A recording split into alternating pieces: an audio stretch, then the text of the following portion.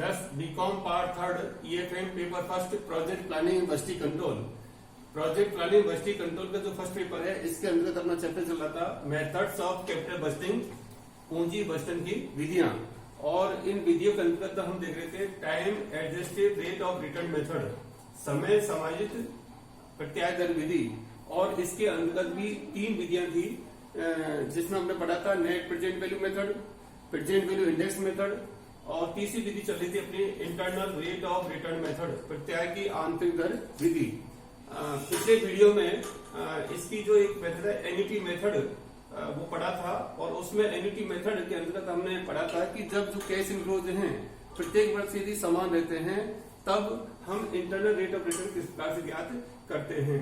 क्योंकि वहां पर हमने देखा था कि जो कैश इनफ्लोज हैं, रोकड़ अंतर्वाह हैं, वो प्रत्येक वर्ष यदि समान रहते हैं तब हम जो इनिशियल इन्वेस्टमेंट है उस इनिशियल इन्वेस्टमेंट में एनुअल कैश इनफ्लो का भाग दे देते हैं, और जो राशि भागफल आता है उस भागफल को एक प्रेजेंट वैल्यू की जो टेबल्स आती है उस टेबल के अंतर्गत हम उस वर्ष के सामने देखते हैं कि कितनी मूल्य आया है, और वही आपकी जो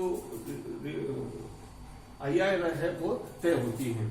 अब चूंकि जरूरी नहीं है कि प्रत्येक साल हमारे कैश फ्लो समान ही हो सकता है कि किसी वर्ष हमें कम कैश फ्लो प्राप्त होता है, किसी वर्ष हमें अधिक कैश फ्लो प्राप्त होता है। तो यहाँ पर हम आज देखेंगे एनईटी मेथड के अंतर्गत जो सेकंड स्थिति आ सकती है, रोकड़ अंतर्वाह असमान होने पर, यानी कि जो कैश फ्लोज हैं यदि प्रत्येक वर्ष समान नहीं है, असमान होते हैं, तब हम किस प्रकार से इंटरनल रेट ऑफ रिटर्न ज्ञात करते हैं। तो इसके लिए सबसे पहले क्या करना पड़ेगा कि जो कैश फ्लोज हैं प्रत्येक साल के, उनका हमें एवरेज निकालना पड़ेगा। एवरेज हम कैसे निकालते हैं? मान लीजिए पहले साल हमें 4000 कैश फ्लो प्राप्त होता है, दूसरे साल 3000 कैश फ्लो प्राप्त होता है, और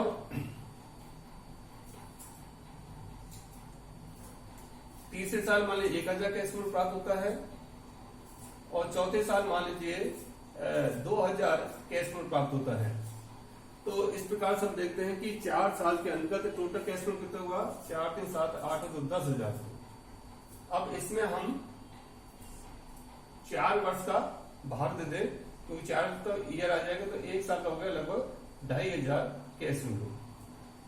तो पहला स्टेप क्या करना पड़ेगा, क्योंकि जो कैश फ्लो असमान है, अनइक्वल है, उनको हमें एवरेज निकालना पड़ेगा। और एवरेज आप जानते हैं कि जितने वर्षों के आपको कैश फ्लो दे रखे हैं उनको जोड़ करके उतना वर्ष का हम भाग दे देते हैं। तो इस प्रकार से पहली स्टेप आपको क्लियर हो जाएगी कि आपको औसत कैश इनफ्लो ज्ञात होगी। उसके बाद आपको क्या करना है कि जो पुरानी विधि थी उसी के हिसाब चलेंगे कि हम इनिशियल जो इन्वेस्टमेंट है अपॉन औसत जो आपने कैश फ्लो निकालता है उसको भाग दे देंगे, और वो जो भागफल आएगा उस भागफल को फिर उस टेबल में देखेंगे कि वो किस रेट के आसपास आता है। और उसके बाद क्योंकि वो एग्जैक्ट फिगर नहीं आएगा, एग्जैक्ट रेट नहीं आएगी, तो वो या तो ज्यादा रेट होगी, उसके आसपास की जो 2 दरें हैं उनके बीच के हिसाब निकालेंगे। तो उसके लिए एक फॉर्मूला है IRR equal to LDR plus residue of LDR upon residue of LDR minus residue of SDR into HDR minus LDR। यहाँ पर IRR का मतलब है internal rate of return, LDR का मतलब है लोअर डिस्काउंट रेट, हमें लिखा कि ये लोअर डिस्काउंट रेट, और HDR का मतलब होता है हाई डिस्काउंट रेट। अब जो रेजिड्यू ऑफ LDR है, ये क्या करेंगे अपन कि जो लोअर डिस्काउंट रेट है उसके हिसाब से प्रत्येक साल के जो कैश फ्लो दे रखे हैं उनको हम डिस्काउंट रेट से बट्टा काट करके उनका प्रेजेंट वैल्यू ज्ञात करेंगे, और उस प्रेजेंट वैल्यू को जो टोटल आ गया उसको हम जो आपका इनिशियल इन्वेस्टमेंट है उसमें से इनिशियल इन्वेस्टमेंट को हम माइनस कर देंगे, तो वो आ जाएगा आपका रेजिड्यू ऑफ LDR। अब यहाँ पर रेजिड्यू ऑफ जो SDR है, इसका मतलब क्या है कि जो हाई डिस्काउंट रेट है उससे हम कैश इनफ्लोज का बट्टा काट के प्रेजेंट वैल्यू ज्ञात करेंगे, और उस प्रेजेंट वैल्यू जो टोटल आएगा उसमें से हम इनिशियल इन्वेस्टमेंट को कम कर देंगे। तो इस प्रकार से आप रेजिड्यू ऑफ SDR ज्ञात करके और LDR ज्ञात करके इस फॉर्मूले के तहत आप जो एक्चुअल जो इंटरनल रेट ऑफ रिटर्न है वो आपकी आ सकती है। तो अब हम एक एग्जांपल ले रहे हैं। सपोज करिए इनिशियल इन्वेस्टमेंट आपका 10,000 है, कैश फ्लो फर्स्ट ईयर के लिए आपका 5,000 है, सेकेंड ईयर के लिए भी मान लीजिए 5,000 है, और थर्ड ईयर में आपका 2,000 का है। 3 साल के आपको कैश फ्लो दे रखे हैं जो कि समान नहीं है। अब आपको इसके हिसाब से इंटरनल रेट ऑफ रिटर्न ज्ञात करनी है। तो हम पहला स्टेप क्या आएगा इसमें कि जो कैश फ्लो दे रखे हैं उनका हमें औसत ज्ञात करना है। औसत ज्ञात करने के लिए क्या करना पड़ेगा कि पहले साल का कैश फ्लो कितना है 5000, दूसरे साल का कैश फ्लो कितना है 5000, तीसरे साल कितना है 2000। तीनों सालों के कैश फ्लो का टोटल हो गया आपका 12000। अब औसत ज्ञात करने क्या है कि 12000 में आप 3 का भाग दे दें तो औसत कैश इनफ्लो आ गया आपका 4000। Average cash inflow is 4000। अब आपको अनुमानित इंटरनल रेट ऑफ रिटर्न ज्ञात करनी पड़ेगी। उसके लिए क्या करना पड़ेगा आपको, जो इनिशियल इन्वेस्टमेंट है, इनिशियल इन्वेस्टमेंट आपका है 10000 अपॉन एवरेज कैश फ्लो कितना है आपका 4000, तो ये आ गया आपका 2.5। ये भागफल आया आपका 2.5। एक बात पुनः समझ लीजिए आप कि इनिशियल इन्वेस्टमेंट आपका 10,000 का है, एवरेज कैश फ्लो आपका 4,000 के हैं, 10,000 अपॉन 4,000 इक्वल टू 2.5, ये भागफल आया है। अब नेक्स्ट स्टेप क्या करना है आपको कि ये जो 2.5 भागफल है ये 3 वर्ष की ₹1 की जो प्रेजेंट वैल्यू की जो टेबल दे रखी है उसमें किस रेट के आसपास आती है। तो परीक्षा में आपको जो टेबल दे रखी होगी उस टेबल में आपको इसको देखना है। यहाँ पर ये टेबल है present value of ₹1 received annually for n years. तो यहाँ पर 3 साल का देखना है तो 1 2 3 ये 3 साल की है। 4% 2.75 आती है, 6% में 2.673 है, 8% में 2.577 है और 10% पा रही है 2.487। तो हम ये 2.487 जो है ये 2.5 के आसपास की है। तो एक तो हम ले लेंगे इसमें 10% और दूसरी लेंगे हम 10% के आसपास आती है, फिर 12%। ये दो रेट डिस्काउंट रेट हमने सेलेक्ट कर ली। प्रेजेंट वैल्यू के हिसाब से क्या करेंगे हम 10% से और 12% से। तो जो 10% है ये तो आपकी लोअर डिस्काउंट रेट हो जाएगी और हाई डिस्काउंट रेट हो जाएगी आपकी 12%। अब आपको इस फॉर्मूले के हिसाब से 10% और 12% के हिसाब से रेजिडी ऑफ एलडीआर और रेजिडी ऑफ एसडीआर ज्ञात करने हैं और फिर इस फॉर्मूले से आपको जो इंटरनल रेट ऑफ रिटर्न है वो आपको ज्ञात हो जाएगी। तो यहां पर हम चलते हैं कि एलडीआर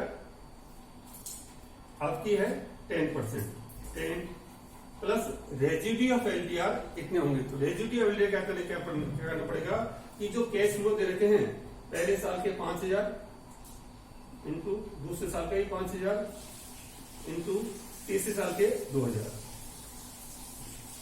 अब आपको क्या करना पड़ेगा कि 10% जो आपकी लोअर डिस्काउंट रेट है इसके हिसाब से ₹1 का प्रेजेंट वैल्यू कितना होगा। तो ये भी आपको क्वेश्चन में दे रखे हैं कि 10% के हिसाब से ₹1 का प्रेजेंट वैल्यू होगा एक वर्ष के बाद 0.909, दूसरे वर्ष में होगा 0.826 और तीसरे वर्ष में होगा 0.751। इसके हिसाब से इनकी प्रेजेंट वैल्यू निकालेंगे तो हम इनको रेस्पेक्टिव मल्टीप्लाई करेंगे 0.909, 0.826, 0.751। तो इसको यदि आप मल्टीप्लाई करेंगे तो ये आ जाएगा आपका 36 40, ये हो जाएगा आपका 2 10। ये हो गया आपका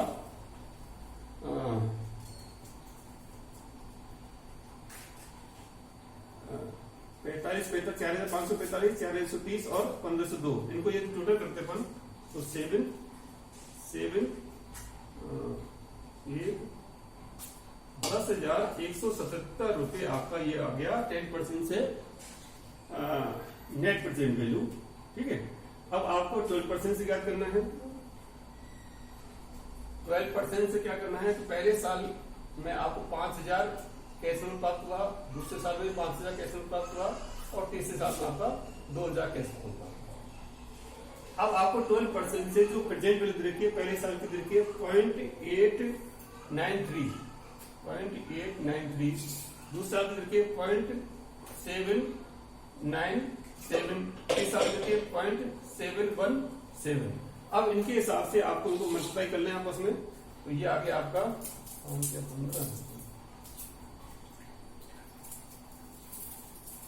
44, इसका हो गया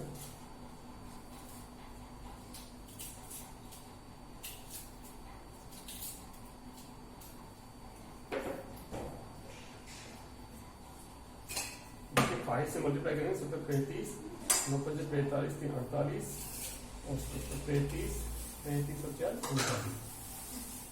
इसका आ जाएगा आपका 4, 2 और 4। ये आ गया आपका 5000 इंटू 0.893 करेंगे तो ये आ गया आपका 4465। उसके बाद ये आ गया आपका 3985 और 1424।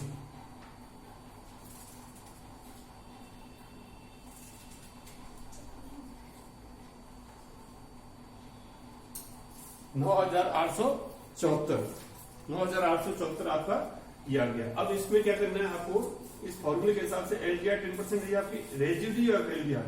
तो रेजिड्यू ऑफ LDR निकालने क्या करेंगे अपन कि 10% जो लोअर डिस्काउंट देते हैं, इससे जो निकला 10,177, इसमें से आप इनिशियल इन्वेस्टमेंट कम कर देंगे। तो इनिशियल इन्वेस्टमेंट कितना आपका 10,000, तो 10,177 माइनस 10,000, तो ये आ गया आपका 177। तो रेजिड्यू ऑफ LDR आ गया आपका 177 बटे residue of LDR 177 minus residue of LDR। तो रेजिड्यू LDR क्या करेंगे, HDR से आपको 12% से आपके क्या है, इसमें से माइनस करेंगे पर 10,000, तो 9874 माइनस 10,000, तो ये आपका आएगा माइनस से फिगर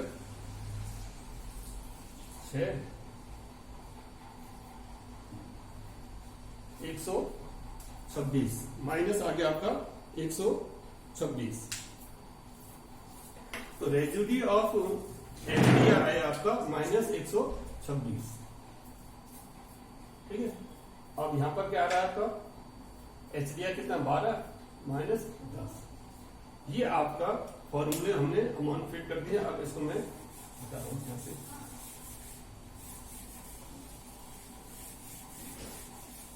अब इससे इक्वेशन बन गई आपकी, इसको आपको सॉल्व करना है। 10 प्लस LDR कितना है, 10 रेजिड्यू ऑफ LDR कितना है 177 रुपए upon residue of LDR 177 minus residue of HDR minus 126 और HDR 12 माइनस 10। ये आपका आ गया फॉर्मूला। अब इसको सॉल्व करेंगे तो पहले अपन इसको सॉल्व करते हैं। 177 अपॉन ये चूंकि माइनस माइनस तो प्लस हो जाएंगे और प्लस होके क्या हो गया ये 7 से 13 10 303 इंटू 12 माइनस 10 ये आ गया 2। तो इसको सॉल्व करते जाए अपन प्लस इसको इससे मल्टीप्लाई करते हैं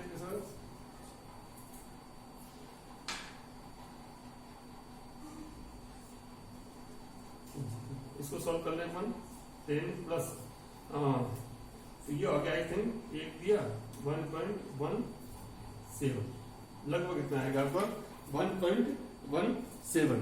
तो इसमें इसको जोड़ दिया 10, ये आ गया इसको 11.17%। ये आपकी आ गई IRR, internal rate of return आपकी आ गई 11.17%, जो कि 10% और 12% के बीच की स्थिति है। तो इस प्रकार से इस विधि के अंतर्गत जो इंटरनल रेट ऑफ रिटर्न आपको ज्ञात करनी है, उसके लिए आपको ये फॉर्मूला काम में लेना पड़ेगा और इस फॉर्मूले काम में लेने से पहले आपको जो स्टेप बताए थे वो आपको क्लियर करने पड़ेंगे, तब जाकर के आपको इंटरनल रेट ऑफ रिटर्न ज्ञात होगी। ये फॉर्मूला उस स्थिति में काम में लेना है आपको जब जो कैश इनफ्लोज हैं प्रत्येक साल आपके इक्वल नहीं है, असमान होते हैं, तब आपको स्थिति आएगी। एक बार मैं ब्रीफ कराऊं आपको कि यदि प्रत्येक साल कैश फ्लो समान नहीं है, जैसे कि एग्जाम्पल में हम देखा कि फर्स्ट ईयर में 5,000 थे, सेकंड ईयर 5,000 थे, थर्ड ईयर में 2,000 के थे, तो हम पहले इनका औसत निकालेंगे। औसत निकालने के बाद हम इनिशियल इन्वेस्टमेंट से औसत का भाग देंगे, तब जो भागफल आएगा उस भागफल को हम देखेंगे कि तीसरे वर्ष के साथ किस डिस्काउंट रेट के सामने वो आ रहा है। तो यहाँ पर हमने चूंकि 5 में 10 तो 12 में 3 का भाग दे 4000 आया, 10,000 में 4000 का भाग दे तो 2.5 आया। 2.5 को देखा 3 वर्ष सामने तो लगभग 10% के आसपास आ रहा था। तो 10% 12% के साथ हमने फिर इनको प्रेजेंट वैल्यू ज्ञात की और 5000 को इससे गुना किया, 500 इससे गुना किया, 2000 इससे गुना करने के बाद जो स्थिति आई उसमें हमने रेजिड्यू में क्या किया कि जो इसके हिसाब से उसमें से माइनस हमने इंस्टीट्यूशन किया। ऐसे एचडीआर से जो निकाला उसमें भी हमने माइनस इंस्टीट्यूशन किया और तब जाकर के इस फॉर्मूले में हमने इनको फीड करके और आपकी एक्चुअल जो आ गई 11.17% ये आगे आपकी आई जा रहा है। Thank you.